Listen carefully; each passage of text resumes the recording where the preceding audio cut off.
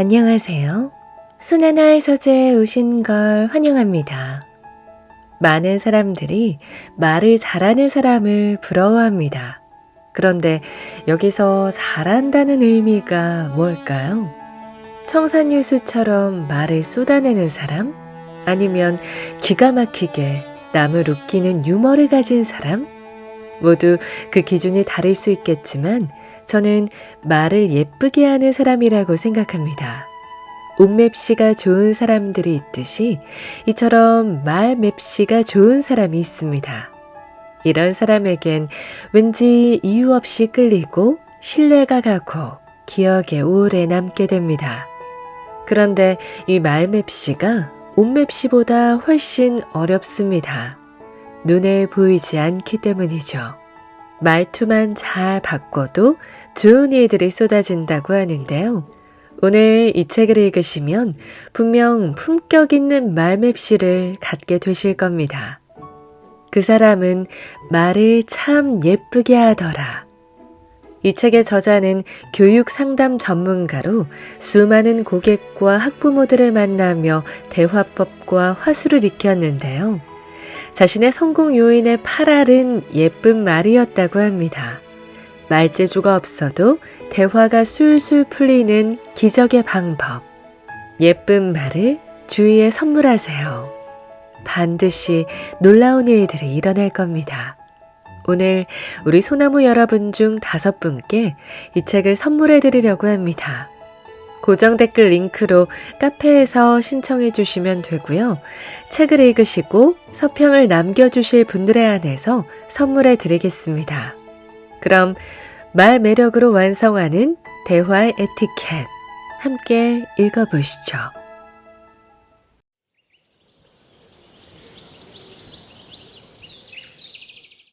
말이 예뻐지기 시작하는 마음의 관계 맺기. 아랫집 아주머니가 병원으로 실려갈 때마다 형 지훈이는 어머니, 어머니 하며 울고 동생 지호는 엄마, 엄마 하고 운다. 그런데 그날은 형 지훈이가 엄마, 엄마 울었고 지호는 옆에서 형아, 형아 하고 울었다. 박준 시인의 연년생이라는 시다. 형제는 연년생이지만 형은 의젓하게 엄마를 어머니로 부르고 동생은 어머니를 엄마라고 부른다. 그런데 그날 엄마가 돌아가시는 날에는 호칭이 달라진다. 형은 어머니를 엄마로 부르고 동생은 엄마 대신 형을 부른다. 사람은 감당할 수 없는 상황에 처하면 어린애가 된다. 형이 부르는 엄마라는 말은 호칭이라기보다는 절규에 가깝다. 동생이 엄마 대신 부른 형아라는 말도 두려움의 울부짖음이다. 아이들은 어찌 살아갈까? 어머니는 어찌 눈을 감았을까? 어머니를 엄마로, 엄마 대신 형으로 바뀌는 말 한마디로 모든 것이 설명되고 소통된다. 말이 갖는 힘이다. 의사소통, 즉 커뮤니케이션은 가지고 있는 생각이나 뜻이 서로 통하는 것을 의미한다. 여기서 마음을 소통하는 일이란 관계 맺기다. 대체로 말을 잘하는 사람들은 관계를 잘 맺는다.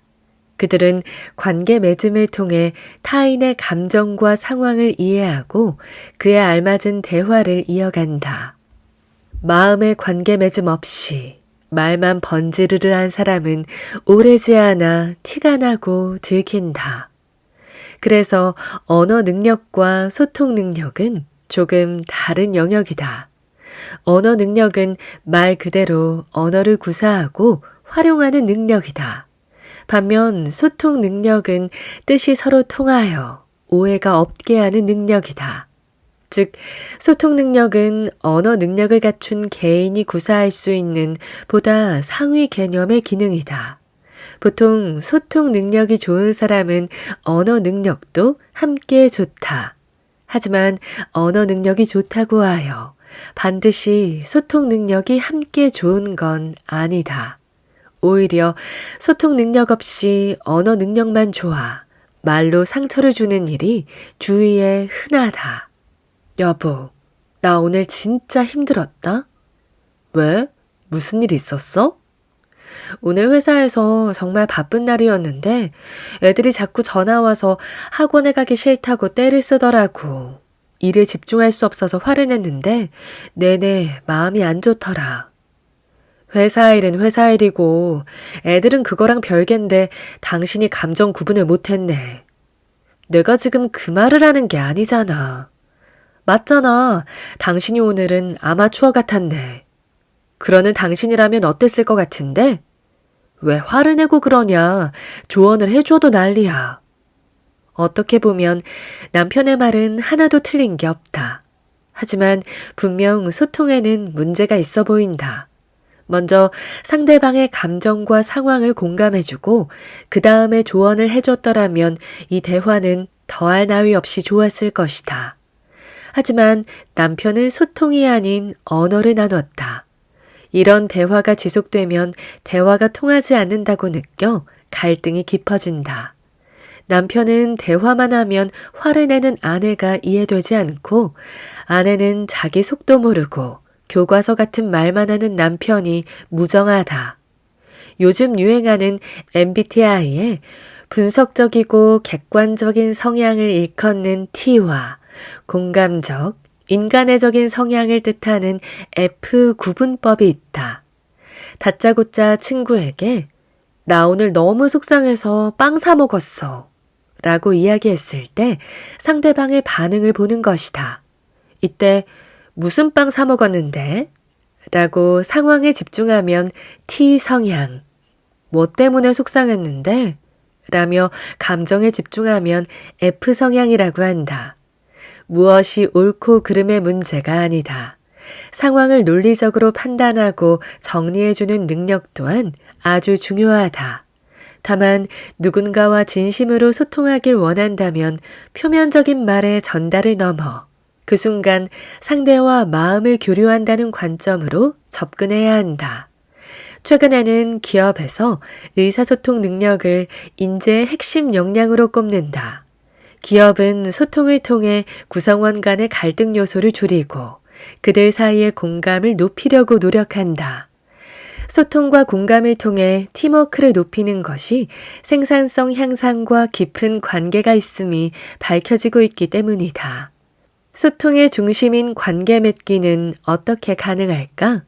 관계 맺기를 위해서는 먼저 마음을 연결해야 한다. 마음을 연결하고 나면 대화의 결이 달라진다. 상대가 내 마음을 이해하고 있다는 생각이 들면 상대의 생각이 나와 다르다고 할지라도 한결 넓은 마음으로 수용하게 된다. 무엇보다 마음을 연결하고 난 뒤에 따라오는 현실적인 조언이 무정하게 느껴지지 않는다. 이 대화를 다시 풀어보자. 여보, 나 오늘 진짜 힘들었다? 왜? 무슨 일 있었어? 오늘 회사에서 정말 바쁜 날이었는데 애들이 자꾸 전화 와서 학원에 가기 싫다고 떼를 쓰더라고. 일에 집중할 수 없어서 화를 냈는데 내내 마음이 안 좋더라. 아이고, 회사 일 하랴, 아이들 챙기랴. 당신이 고생이 많아. 애들한테 화를 낸 게 너무 미안하고 속상해. 지금도 충분히 잘하고 있어. 그런데 우리 아이들한테는 감정을 쏟아내지 말자. 정말 그래야겠어. 고마워. 힘내자. 남편이 아내의 진짜 마음을 들여다보기 시작하자 아내의 반응이 달라졌다. 남편의 조언이 쓴소리로 들리지 않는다. 마음이 연결되었고 한편이 되었기 때문이다. 마음이 먼저 연결돼야 하는 이유다. 마음을 연결한다는 것은 상대에 대한 관심이 필요한 작업이다. 상대에게 관심을 가지고 그 사람의 마음과 상황을 공감할 줄 알아야 진정한 소통이 가능하다. 실력은 정평이 나 있지만 엄마들 사이에서 호불호가 갈리는 의사 선생님이 있었다. 소문을 듣고 방문했다가 선생님의 말투에 상처를 받고 돌아서는 이들이 적잖았다. 이 의사 선생님은 시간을 칼같이 끊는 표현이 문제였다. 자녀들 걱정에 질문거리가 많은 엄마들에게 시간 다 됐습니다. 밖에 사람 많이 기다리잖아요. 다음번에 다시 예약하고 오세요. 라고 말하기 일쑤였다. 사람을 치유하는 의사 선생님이니 의술에 앞서 사람의 마음을 먼저 읽어주면 어땠을까? 만약에 시간 다 됐습니다. 라고 말하기보다 걱정이 많으시죠? 그래서 자꾸 질문거리가 생기고요. 두세 번만 더 치료하면 충분히 나을 상황이니 너무 걱정하지 않으셔도 됩니다. 아쉽지만 시간이 다 됐네요. 그럼 다음 진료 때 뵙겠습니다. 라고 말했다면 그렇게 상처받지는 않을 것이다. 고객님, 건조기를 계속 보고 계시던데 제가 도와드릴 게 있을까요? 아, 네, 그냥 좀 볼게요. 요새 장마철이라 빨래가 잘 안 마르니 여간 불편한 일이 아니죠? 맞아요. 빨래가 하루라도 밀리는 날엔 에휴. 요즘 같은 날씨엔 정말 건조기가 꼭 필요한데 저는 금액 때문에 많이 망설였어요. 맞아요. 저도 그래서 고민만 하고 있네요. 마침 프로모션 기간이라 할인이 많이 된 상품이 있는데 한번 보여드려도 될까요? 그런 게 있어요? 어디 한번 보여주세요. 어떤 영업이든지 우선적으로 해야 할 일은 한 번도 만난 적 없는 상대방과 관계 맺기다. 고객이 어떤 마음으로 이곳에 오게 되었는지, 상품을 주저하는 이유가 무엇인지, 이 상품이 고객에게는 어떤 필요가 있는지, 마음의 관계 맺기를 통해 충분히 공감해야 고객의 니즈를 캐치할 수 있다. 그래야 고객의 가려운 곳을 긁어주는 제안을 할 수 있고 영업을 성공으로 이끌 수 있다. 대화에는 3가지 스타일이 있다. 첫째, 자기 이야기만 한다. 둘째, 상대의 이야기를 듣고 자기 이야기만 한다. 셋째, 상대방의 이야기를 듣고 상대와 이야기한다. 가장 최악의 대화법은 1번이고 우리가 추구해야 할 대화법은 3번이다.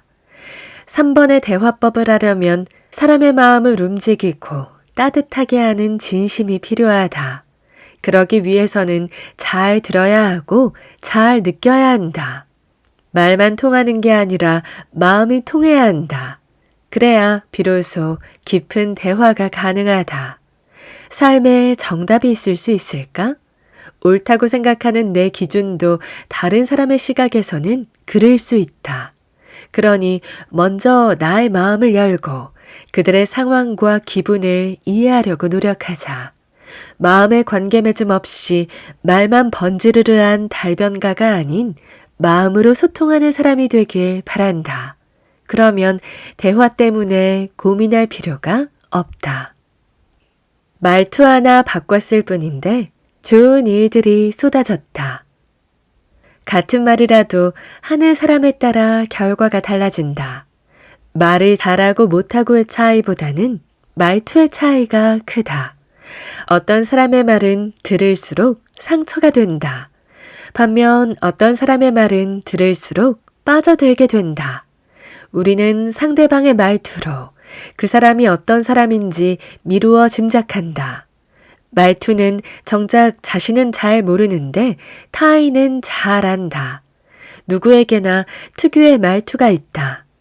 어린이도 알 수 있게 쉬운 말로 하는 사람이 있고 고사성어나 어려운 용어를 섞어 쓰는 사람도 있다. 빠르게 말하는 사람이 있고 느릿느릿 말하는 사람도 있다. 다정하게 말하는 사람이 있고 불량스럽게 말하는 사람도 있다. 요점만 말하는 사람이 있는가 하면 한 번 시작하면 10분 이상 떠들어야 하는 사람도 있다.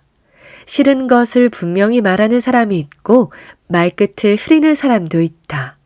논리적으로 말하는 사람이 있고 이 얘기 저 얘기 왔다 갔다 하다가 제자리로 돌아오는 사람도 있다. 말투는 상대방에 대한 배려를 고스란히 담고 있다. 나 중심으로 말하는 사람의 말투는 다소 거칠고 차갑다. 하지만 상대를 중심으로 말하는 사람의 말투는 부드럽고 따뜻하다. 내 말이 전달되었을 때 상대의 기분을 고려하기 때문이다. 내 의견을 잘 전달하고 싶다면, 내 의도대로 상황을 잘 이끌고 싶다면 말투를 먼저 점검해보자. 다음 부부의 대화를 비교해보자. 여보, 저 단독주택 정말 예쁘다. 우리도 저런 집 살까? 사. 근데 당신 돈 있어? 쓸데없는 소리 말고 일단 돈부터 많이 벌어. 두 번째. 여보, 저 단독주택 정말 예쁘다. 우리도 저런 집 살까? 그래, 우리도 나중에 꼭 저런 집에서 살아보자. 그래, 열심히 일해서 돈부터 벌어야겠다. 힘내자, 우리. 똑같은 말이라도 어떻게 하느냐에 따라 느낌이 다르다. 어떤 사람은 좋은 말투로 상대방의 기분을 좋게 한다. 반면 어떤 사람은 말 한마디로 그동안의 점수를 다 깎아내린다. 위 사례에서 아내는 남편과 공감대를 형성하고 싶었을 것이다. 하지만 남편의 말투에 따라 대화가 이르는 종착점은 달라졌다. 첫 번째 대화는 아내가 더 이상 말하고 싶지 않을 것이다. 희망이 없는 채로 끝나버렸다. 하지만 두 번째 대화는 함께 열심히 일해야 할 공동의 목표가 생겼다. 새로운 희망이 생겨난 것이다. 워싱턴 대학 심리학자 존 가트맨 교수는 30년 이상 행복한 부부와 이혼하는 부부 3,000쌍 이상을 연구했다. 연구 결과 이 부부들의 대화법에 차이가 있음을 밝혀냈다. 행복한 부부는 부정적인 말을 한 번 했다면 이를 덮을 수 있는 긍정의 말을 5번 이상 했다. 반면 이혼한 부부는 서로를 향한 부정적인 말의 비율이 압도적으로 높았다. 또한 가트맨 교수는 이혼한 부부에게서 6가지 신호를 발견했다. 대부분 말에서 비롯된 것들이다. 첫째, 좋지 않은 첫마디로 대화를 시작한다. 둘째, 상대방을 비난하거나 모욕하고 자기 변호를 일삼는다. 셋째, 배우자에게 불평하거나 핑계를 자주 댄다. 넷째, 상대방에게 좋지 않은 몸짓을 보낸다. 다섯째, 회복을 시도하나 자주 실패한다. 여섯째, 과거를 회상할 때 나쁜 기억만 떠올린다. 행복한 부부에게서 나타나는 긍정의 말은 요청, 인정, 호감, 존중 표현, 먼저 말 걸기와 같은 것들이었다. 그리고 부정적인 말은 비난, 부정, 경멸, 무시하기, 끝까지 말 안 하기와 같은 것들이었다. 즉, 이들 부부 간 중요한 차이는 대화의 내용보다 그들이 주고받는 대화의 긍정성, 말투에 있었다. 말투는 화자의 성격에서 비롯된다고 생각하는 사람들이 많다. 그래서 말투를 지적하면 내 성격이 그런 걸 어쩌라고, 지금껏 이렇게 살아왔는데 어떻게 고치냐? 라며 반발한다. 하지만 말투는 화자의 성격이 아니다. 말투는 화자의 습관이다. 습관은 노력으로 고쳐질 수 있다. 말투 하나로 눈앞에서 10억이 움직일 수 있는 상황이라면 그깟 말투 하나 예쁘게 하는 게 힘든 일은 아닐 것이다. 내 말이 상대방에게 어떻게 들릴지를 생각하면 쉽다. 대리님, 제 업무의 범위를 명확히 알고 싶습니다. 그냥 하면 되지 왜? 대리님의 영역을 침범하면 안 될 것 같아서요. 내가 이 일에 손댈 것 같으면 애초에 이 업무를 너한테 줬겠어? 내가 그냥 하지. 그럼 이 업무는 제가 혼자 다 하면 될까요? 당연한 걸 뭘 물어. 이 사례의 말투를 조금 바꿔서 말해보자.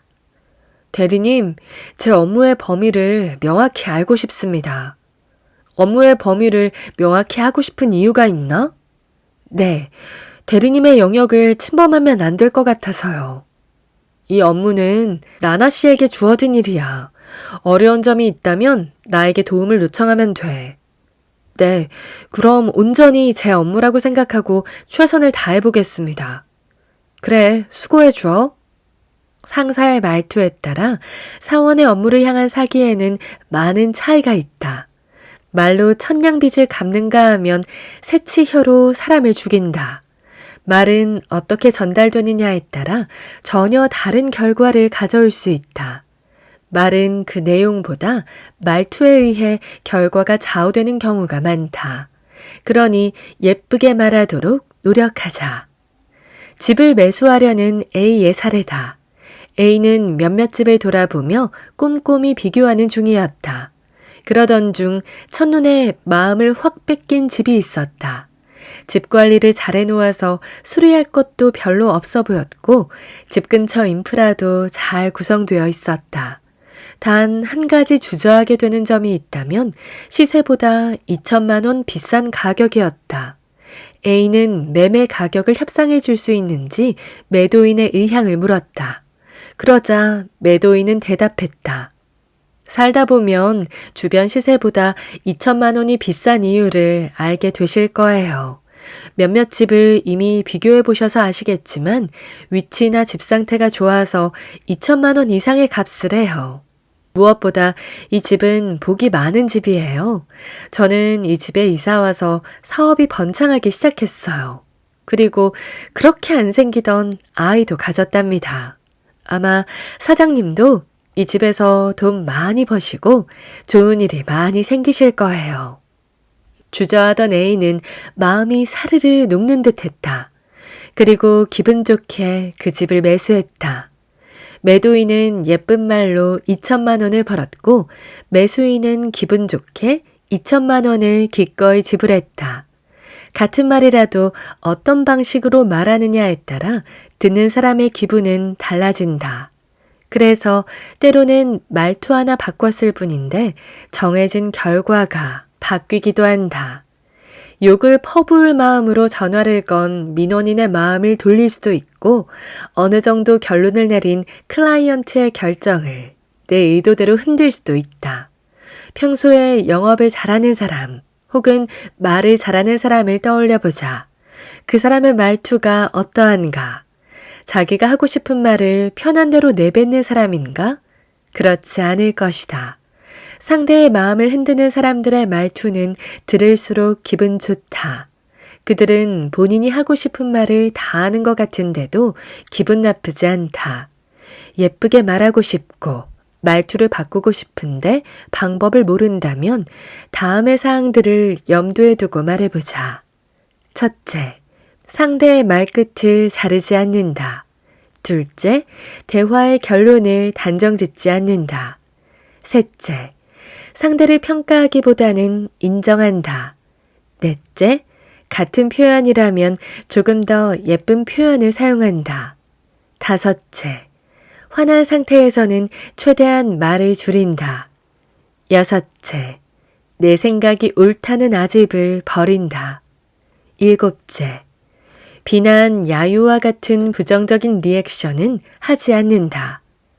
여덟째, 상대를 이해하고 응원하는 표현을 많이 한다. 이 모든 사항의 공통점은 마음의 중심이 상대에게 있다는 점이다. 마음의 중심이 나에게 있는 사람은 상대가 보이지 않는다. 그래서 내 말투가 상대에게 상처 주고 있다는 사실을 깨닫지 못한다. 상대를 마음의 중심에 둘 때, 상대를 배려하려는 마음가짐이 있을 때 자연스럽게 예쁜 말투가 나온다. 말할 때마다 이 사항들을 하나하나 다 떠올릴 수는 없다. 그럴 때 단 하나만 기억하자. 내 말을 듣는 상대의 기분이 어떨까? 필립 체스터필드의 내 아들아, 너는 인생을 이렇게 살아라 에 이런 구절이 나온다. 너도 어느덧 커서 이제는 자기 주장을 펼 줄 아는 아이가 되었구나. 네가 자기 주장을 가질 정도가 되었다면 주장을 남에게 표현할 줄도 알아야 한다. 사람들은 그것을 대화라고 하지. 그렇다면 어떻게 해야 말을 잘할 수 있을까? 네가 하고 싶은 이야기를 꾸밈없이 사실 그대로 전하는 것이 말을 잘하는 것일까? 그건 아니란다. 다른 사람의 마음을 붙잡기 위한 말하기는 또렷하고 정확하며 힘찬 말투로 얼굴 표정이나 몸짓 등을 적절히 사용하여 말하는 것이란다. 그렇다고 일부러 부풀려서 말하라는 것은 아니야.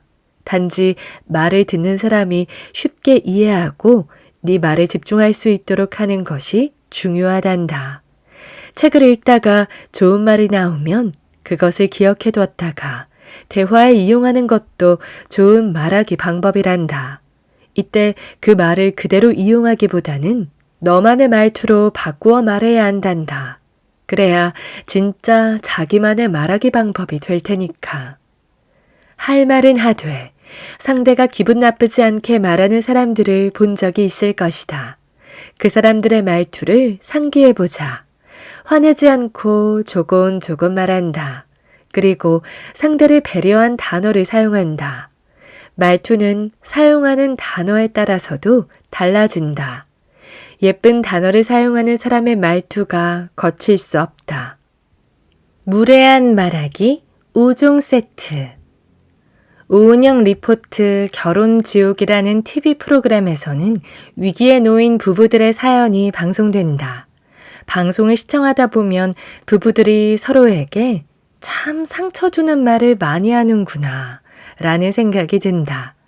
서로를 잘 안다고 간과해서 혹은 너무 가깝다고 착각해서 다른 사람에게는 함부로 쓰지 않는 말과 행동들을 스스럼 없이 한다.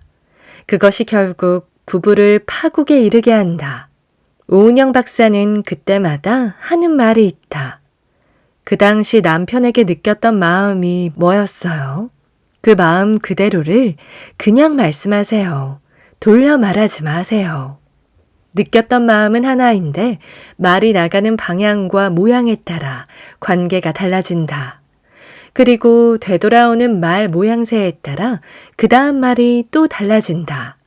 누군가와의 대화는 밝고 즐겁고 마음이 후련해지는 반면 어떤 이와의 대화는 불쾌하고 가슴이 답답하다.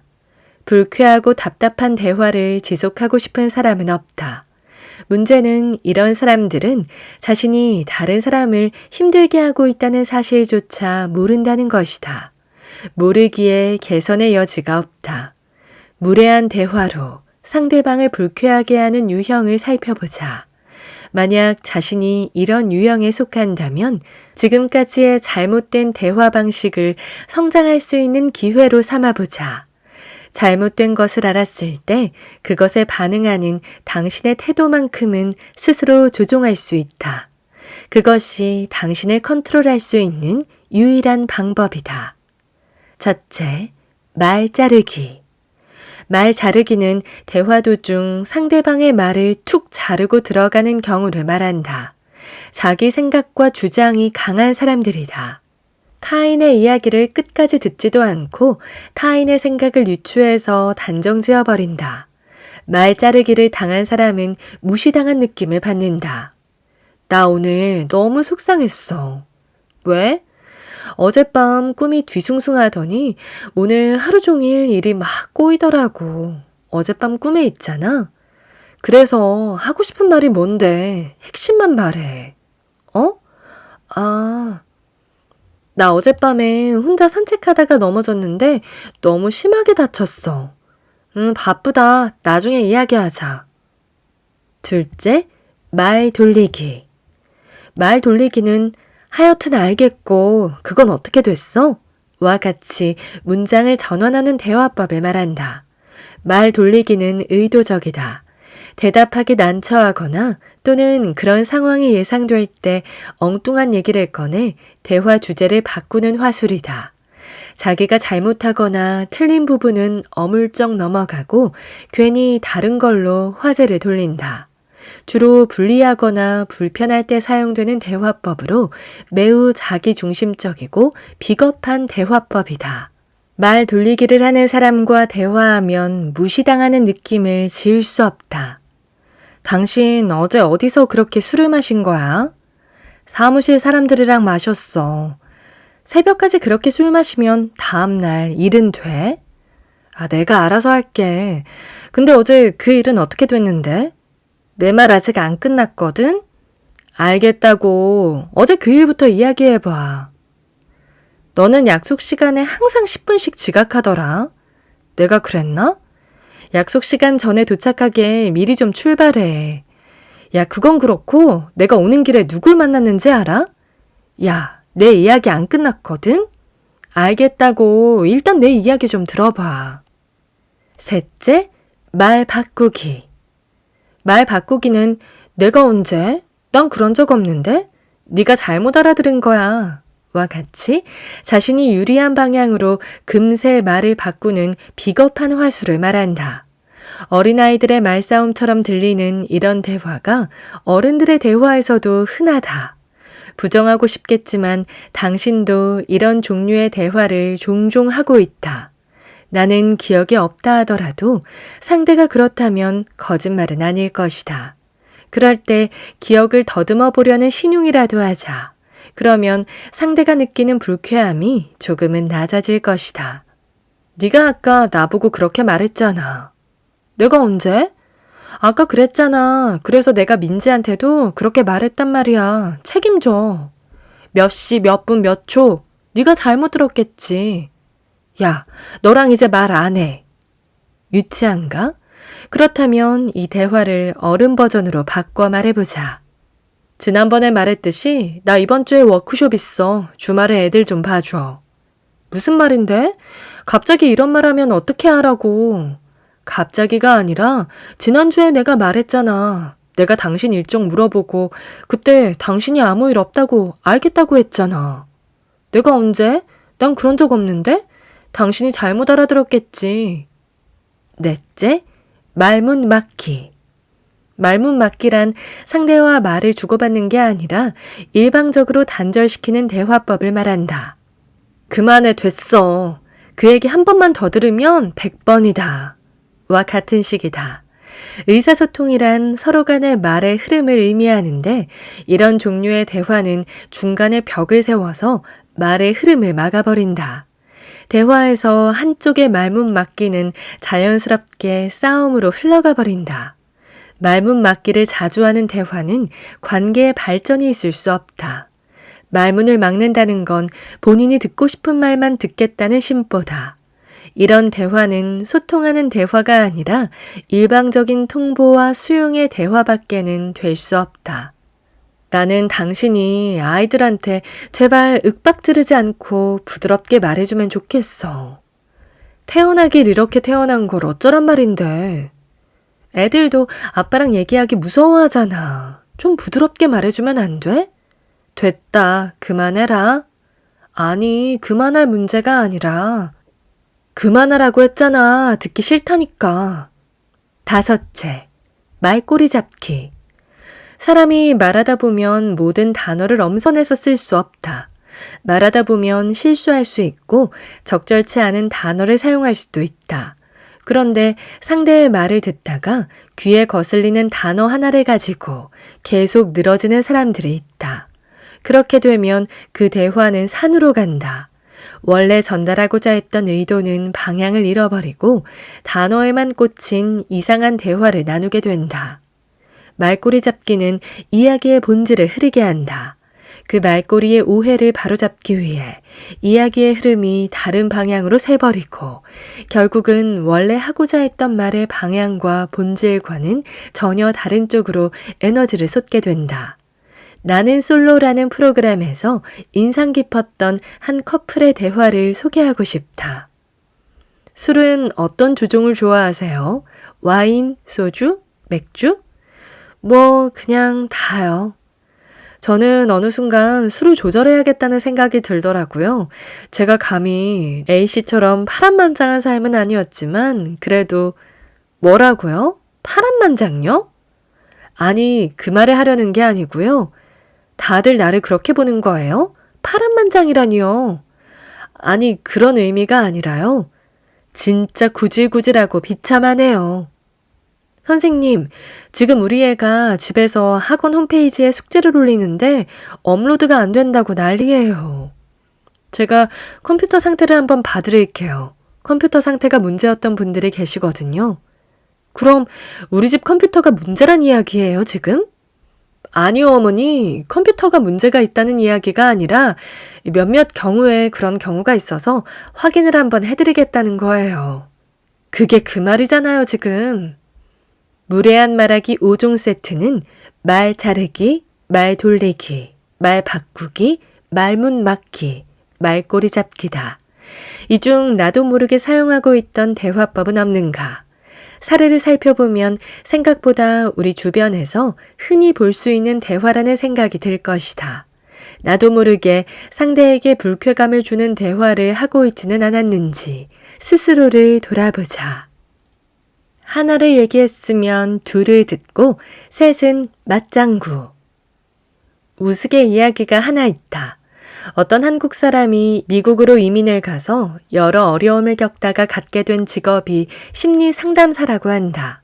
상담을 받으러 온 미국 사람들의 이야기를 제대로 듣지도 말하지도 못하는데 말이다. 그런데 뜻밖에도 얼마 지나지 않아 이 한국 사람이 운영하는 심리 상담소는 인근에서 가장 유명한 상담소가 되었다. 어떻게 그런 일이 가능했을까? 답은 이렇다. 말을 제대로 못하니 상대의 이야기와 함께 표정이나 제스처 등에 주목하고 짧은 영어이니 길게는 말하지 못하고 가끔 호응을 해주는 것이 전부였다. 그런데 상담을 마친 후 사람들의 반응이 뜻밖이었다. 그동안의 스트레스와 문제가 속 시원하게 해결되었고 자기 말을 그렇게 잘 들어주고 호응해주는 상담사는 처음 보았다며 입소문을 낸 것이다. 맞장구의 힘이다. 국어사전에서 맞장구는 남의 말에 덩달아 호응하거나 동의하는 일이라고 정의하고 있다. 장구는 혼자 치는 것보다 함께 쳐야 흥이 나고 신명난다. 대화도 마찬가지다. 혼자서만 줄기차게 말하는 대화는 재미가 없다. 상대가 나의 말에 적절히 공감해주고 추임새를 넣어줘야 말하는 사람이 신난다. 쿵 하면 짝 하는 대화. 대화에는 적절한 공감으로 맞장구 쳐야 한다. 그것이 호감 가는 대화다. 그래서 모든 대화의 전문가들이 강조하는 가장 중요한 대화의 법칙이 1, 2, 3의 법칙이다. 하나를 얘기했으면 둘을 듣고 셋은 맞장구 쳐라. 사람들이 많이 모이는 장소에서도 매번 깨닫는 진리는 별거 아니다. 자기 말을 많이 하는 사람보다 들어주고 맞장구 치는 사람 쪽에 더 후한 점수를 주게 된다는 사실이다. 첫째, 오는 길에 차가 너무 막히길래 봤더니 사고가 났더라고요. 네, 운전할 때 더 신경 써야겠어요. 네. 둘째, 오는 길에 차가 너무 막히길래 봤더니 사고가 났더라고요. 정말요? 어떡해. 사람이 다치지 않았으면 좋겠네요. 운전할 때 더 신경 써야겠어요. 맞아요. 정말 조심 또 조심이에요. 후자의 대화에서 상대는 나를 존중하고 나의 이야기에 귀 기울이고 있다는 느낌이 든다. 그래서 이야기할 맛이 난다. 맞장구는 이야기의 윤활유 역할을 한다. 대화가 끊이지 않게 해주고 신명나게 한다. 맞장구는 어려운 일이 아니다. 추임새만 적절히 넣어줘도 대화는 충분히 흥이 난다. 상대방이 말하고 싶게 만드는 것, 그것이 바로 맞장구의 핵심이다. 대화에서 경청의 중요성은 아무리 강조해도 지나치지 않다. 여기서 적극적인 경청의 방법 중 하나가 바로 맞장구다. 맞장구는 나는 너의 이야기에 관심이 있어. 나는 너의 이야기를 경청해서 듣고 있어. 라는 메시지를 주는 행위다. 이런 맞장구의 표현도 상황에 따라 여러 가지를 사용할 수 있다. 첫 번째는 긍정의 공감 표현이다. 즉, 상대가 이야기를 이어갈 수 있게 만드는 일종의 리액션이다. 정말? 진짜? 그래서? 그래. 웬일이래? 별일이다. 그랬겠다. 그렇겠다. 그렇지. 그럴 수 있지. 어쩌면 좋아. 맞아. 그렇구나. 그치? 내 말이 멋지다. 두 번째는 상대방의 슬픔에 공감하는 표현들이다. 그런 일이 있었군요. 어쩌면 좋아. 괜찮아? 괜찮아. 잘했어. 잘 될 거야. 저런, 어떡해. 나라도 그랬을 거야. 나라도 화났겠다. 넌 충분히 잘했어. 화나는 게 당연해. 세 번째는 상대의 이야기를 재촉하는 표현들이다. 이 표현은 상대가 신나서 이야기하게 만든다. 그래서 어떻게 됐어? 내가 그럴 줄 알았어. 대단하다. 미쳤다, 미쳤어. 뭐라고? 그게 무슨 말이야? 믿을 수 없어. 그런 일이 있다고? 내가 지금 들은 게 맞아? 맞장구는 적절히 잘 활용하면 상대를 내 의도대로 유도할 수 있다. 미국 노스캐롤라이나 대학의 체스터 인스코 박사는 재미있는 실험을 했다. 그는 175명의 학생을 무작위로 뽑아 그들에게 전화를 걸었다. 이때 대화하는 도중 학생이 자기 마음에 드는 이야기를 하면 대단해, 정말? 과 같은 긍정의 맞장구를 쳤고 마음에 들지 않는 이야기를 하면 과 같은 부정적인 맞장구를 쳤다. 그러자 부정적인 맞장구를 들은 학생들이 점차 박사의 긍정적인 반응에 맞춰 이야기하기 시작했다. 이처럼 맞장구를 잘 활용하면 상대가 자신이 원하는 방향으로 말하도록 유도할 수 있다. 이는 협상이나 토론에서 생각과 입장이 다른 사람과 대화할 때 적용할 수 있다. 진화 심리학자인 로빈 던바 교수는 맞장구는 침팬지의 그루밍과 유사하다고 했다. 침팬지 사회에서 서로의 털을 손질해주는 그루밍은 친밀감을 높이기 위한 행위다. 그리고 그것은 그룹에서 따돌림을 당하지 않기 위한 행위다. 즉, 인간의 맞장구와 침팬지의 그루밍은 생존을 위한 행위라는 것이다. 친밀감과 동질감을 느끼고 그룹에서 소외당하지 않기 위한 맞장구. 그렇기 때문에 체스터 인스코 박사의 실험처럼 상대의 긍정적인 맞장구에 유도되는 것일지도 모른다. 그런데 맞장구에도 결이 있다. 회사에서 속상한 일이 있다는 친구에게 그만한 일로 힘들다고 하면 안 돼. 직장도 못 구해서 힘들어하는 사람도 있어. 라고 한다면 친구는 입을 닫을 것이다. 이처럼 모든 맞장구가 호감 있는 대화로 이끌어주는 것은 아니다. 잘못된 맞장구도 많다. 잘못된 맞장구는 상대방에게 무시나 거절의 느낌으로 다가간다. 맞장구 칠 때 주의해야 할 표현을 알아보자. 무의미한 자기 비하. 아, 나 오늘 아침에 주차 위반에 걸렸어. 말도 마, 나는 수시로 그래. 내가 더 나쁜 상황임을 알려줘서 상대방을 위로하려는 맞장구다. 하지만 이 경우 상대방의 에피소드는 별거 아니라는 느낌을 줄 수 있어서 상대방을 언짢게 할 수 있다. 자신을 불필요하게 낮춰서 맞장구 칠 필요는 없다. 섣부른 판단과 해결. 엄마, 친구가 내 샤프 부러뜨렸어요. 너무 속상해요. 울면 너만 더 손해지. 지금 친구는 샤프 망가뜨린 건 다 잊고 신나게 놀고 있을 거야. 저도 알아요. 울면 나만 손해라는 거. 근데 지금 속상하다고요. 아이는 다만 자신의 속상한 감정을 이해하고 받아줄 엄마가 필요할 뿐이다. 그런데 엄마는 섣부르게 판단하고 해결해 주려 하고 있다. 아이의 감정선은 아직 속상함에 머물러 있는데 말이다. 지나치게 이성적인 판단. 내가 몇 번이나 불렀는데 나만 무시하는 느낌이야. 글쎄, 내 생각엔 아닌 것 같은데? 네가 너무 예민한 것 같아. 이런 표현은 상대방의 감정을 인정하지 않는 느낌을 줄 수 있다. 상대방은 같은 감정을 공유하고 싶어서 꺼낸 말이다. 그런데 상대는 지나치게 이성적인 판단으로 상대의 감정을 부정하는 것 같은 뉘앙스다. 오히려 상대방에게 적대감을 불러일으킬 수 있다. 상대의 감정을 가볍게 치부하는 표현. 나 오늘 강아지가 아파서 너무 마음이 아픈데도 출근했어. 당연한 거 아니야? 그게 왜? 나한테 나쁜 감정이 있는 걸까? 나한테만 저러는 것 같지? 너 너무 예민한 거 아니야? 민감하게 받아들이지 마.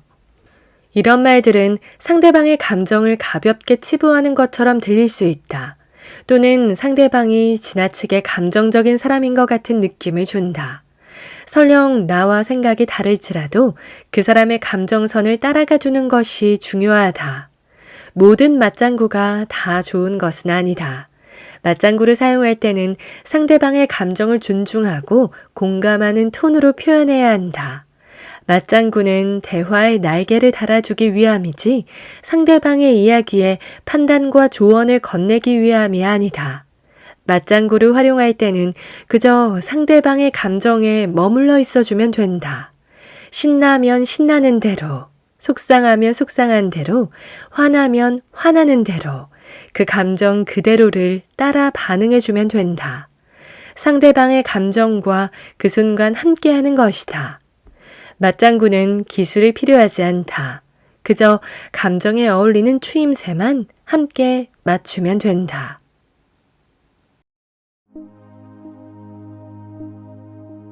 오늘 저와 함께한 시간 어떠셨나요?